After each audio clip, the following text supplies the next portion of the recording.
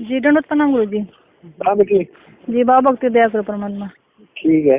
जी आप ठीक हो गुरु जी? ठीक है बेटी, आप सुनाओ। हाँ जी दया गुरु जी आपकी आज। हाँ जी सारे ठीक है। हाँ जी हाँ। दया गुरु जी आपकी जी। चलो और ऑर्डर जी प्रणाम दे रहे थे गुरु जी। अच्छा अच्छा ठीक है। हाँ जी वो बुक पहुँच गई गुरु जी आपके पास? हाँ बहुत बेटी पहुँच गई बेटी। हाँ ठीक थी वो गुरु जी, ठीक बन रही है जी? ठीक है, बहुत बढ़िया, कमाल हो गया ना, सही है, मैंने तैयार कर दी। गुरु जी आपकी दया पर। बहुत बढ़िया, बहुत बढ़िया, कभी बढ़िया कागज, बहुत अच्छा। जय बंदी छोड़ गई। जय बंदी छोड़ गई, तो चमत्कार हो गया। हाँ जी आपकी दया मालिक। इला देगा, देखिए सारे मेड़ों में जय बंदी छोड़ गई गुरु जी। जी कितने विरोध नहीं रहे मालिक आपकी दया से जी, कोई गलत नहीं बोलता। हाँ जी यह खुशी की बात है बेटी, हमारे लिए विरोध नहीं है, सब जो हमारे साथ ही है। जी जय बंदी छोड़ गई गुरु जी। 1 मिनट के लिए स्पीकर लगा देना गुरु जी।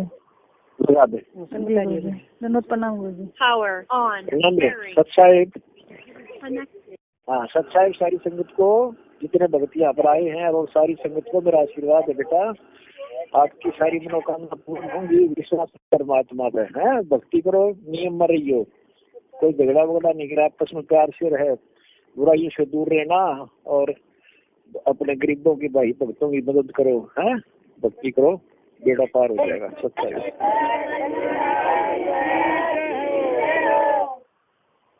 और हम थोड़े दिन में बाहर आ जाएंगे, कोई लीला है परमात्मा की, आप देखते जाओ। हाँ कभी कोटि कोटि प्रणाम सारे का। हाँ ठीक है, सब ठीक हो जाएगा। अच्छा है, आ लिए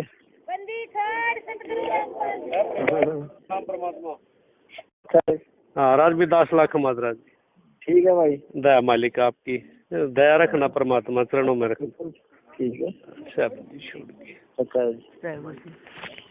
है, कोटि कोटि प्रणाम गुरु जी।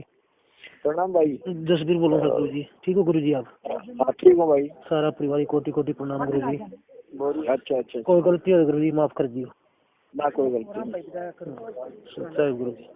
सच्चा है। कोटि कोटि प्रणाम परमात्मा। प्रणाम भाई। मन बुखार चढ़ रहा है मालिक, मैं लकड़ी का काम कर रहा हूँ, आए बाद बीमार हो गया मालिक, दया करिए मालिक। ठीक है। कोटि कोटि प्रणाम परमात्मा। प्रणाम भाई। लकड़ी को मिस्त्री बोलना दाता, दया राखिए मालिक। ठीक है, तेरा नाम राखिए दाता। अच्छा ठीक। कोटि कोटि प्रणाम गुरु जी। प्रणाम गुरु जी, डिस्ट्रिक्ट से बोल रहा हूँ गुरु जी। अच्छा अच्छा, अरे परमात्मा, मेरे को दर्द और सांस की शिकायत हो रही है मालिक।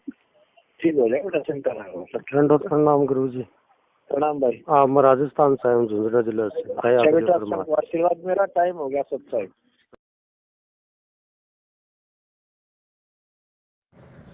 बंदी छोड़ सतगुरु रामपाल जी महाराज जी की जय हो। परमात्मा की सभी प्यारी आत्माओं को मुझ पवन दास का सत्साहिब। जिस भी भगत भाई ने ग्रुप में ये ऑडियो डाली है, और इस ऑडियो के विषय में कहा जाता है कि ये ऑडियो हिसार जेल से सतगुरु रामपाल जी महाराज जी भेजते हैं। चलो कोई बात नहीं, जैसा जिसको समझ में आए वो उस तरीके से सोच सकता है। किसी की भी सोच के ऊपर कोई प्रतिबंध नहीं है, हर आत्मा स्वतंत्र है, और कोई अपनी स्वतंत्रता का नाजायज फायदा उठा लेता है तो कोई अपनी स्वतंत्रता का फायदा उठा जाता है। खैर अपना मुद्दा कुछ और है। अब देखिए, परमात्मा की ही वाणी है कि चोर चुरावे तूमड़ी गाडे पानी माँ, वो गाडे व ऊपर आवे सच्चाई छानी ना।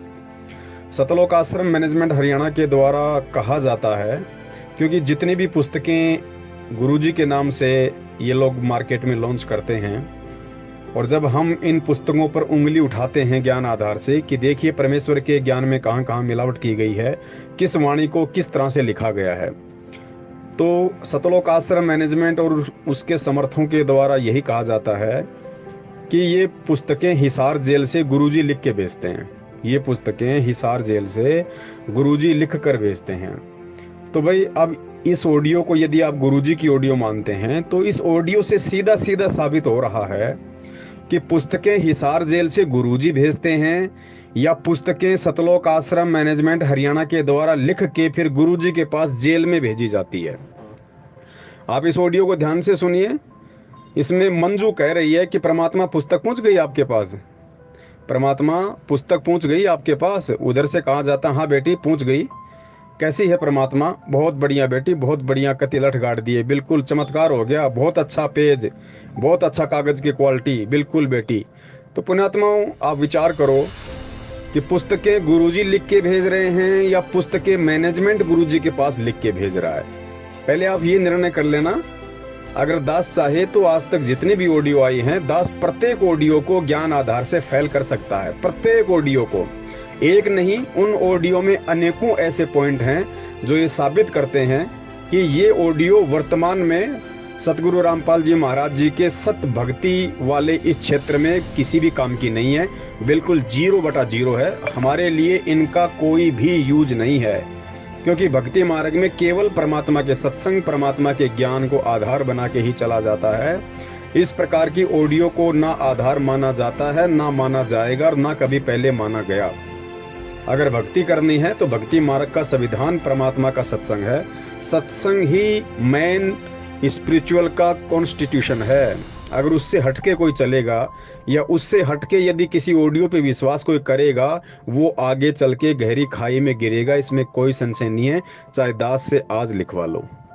तो यही ऑडियो साबित कर रही है कि जितने भी पुस्तकें हैं वो सारी की सारी पुस्तकें हिसार जेल से सतगुरु रामपाल जी महाराज जी नहीं, बल्कि सतलोक आश्रम मैनेजमेंट हरियाणा खुद लिखता है।